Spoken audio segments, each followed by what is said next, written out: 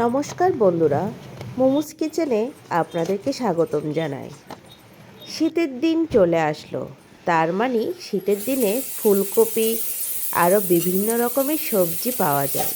বাজারে গিয়ে দেখলাম ফুলকপি বিক্রি করছে, তাই ভাবলাম ফুলকপির একটা রেসিপি করে নিই। আজকে আপনাদের মাঝে একদম সিম্পল একটা ফুলকপি আলু মাছের ঝোলের রেসিপি নিয়ে এসেছি। এই রান্নাটি আমি সম্পূর্ণ ঘরোয়া পদ্ধতিতে করছি। আমি প্রথমে মাছটাকে লবণ আর হলুদ গুঁড়ো দিয়ে মেখে লাল লাল করে ভেজে নিলাম। এরপর আগে থেকে কেটে রাখা আলুগুলোকেও আমি লাল লাল করে ভেজে নিয়ে একটা পাত্রে তুলে রেখেছি। এরপর ফুলকপিটাকেও ভেজে নিব।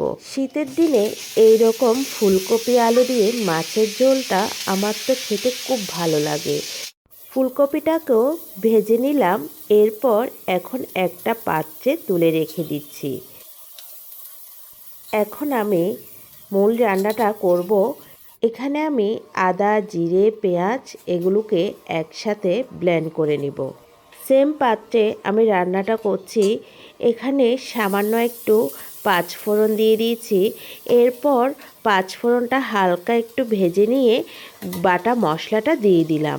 বাটা মশলাটা দিয়ে দেওয়ার পর এখানে আমি শুকনো গুঁড়োর মশলাটা দিয়ে দিচ্ছি।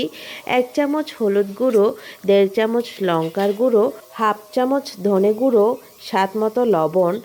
এরপর সবগুলো মশলা একসাথে একটু জল দিয়ে কিছুক্ষণ সময় নিয়ে কষিয়ে নিচ্ছি। মশলাটা যখন কষানো হয়ে যাবে তখন এর মধ্যে দিয়ে দিচ্ছি আগে থেকে ভেজে রাখা ফুলকপি আর আলু। এরপর আরও কিছুক্ষণ সময় নিয়ে আমি এটাকে রান্না করে নিচ্ছি। এখানে আমি সামান্য পরিমাণ জল দিয়ে দিয়েছি। এবার ঢাকা দিয়ে এটাকে 5 মিনিটের মতো রান্না করে নিচ্ছি। 5 মিনিট পর আবারও ভালো করে নেড়েচেড়ে আরও কিছুক্ষণ কষিয়ে নিয়েছি। এরপর এখানে পরিমাণ মতো জল দিয়ে দিচ্ছি। যখন মাছের ঝোলটা দেখবেন ফুটে আসবে, এই পর্যায়ে দিয়ে দিতে হবে ভেজে রাখা মাছগুলি।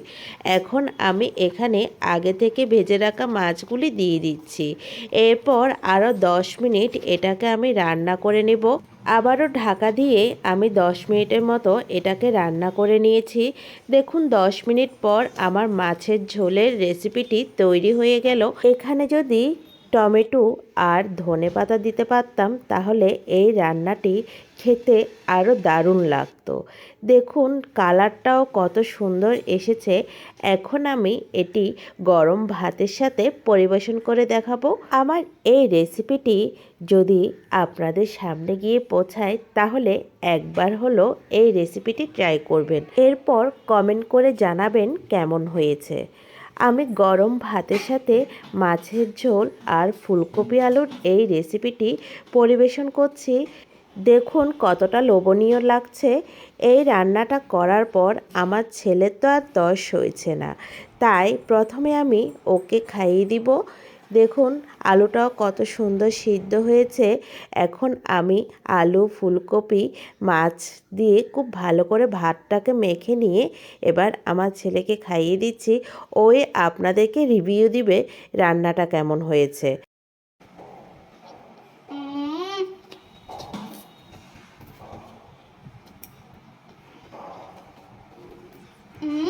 আর এইরকম আরও রান্না পেতে চাইলে অবশ্যই আমার সাথে থাকবেন। আর আজকের রেসিপিটি যদি আপনাদের ভালো লেগে থাকে অবশ্যই অন্য বন্ধুদের দেখার সুযোগ করে দিবেন।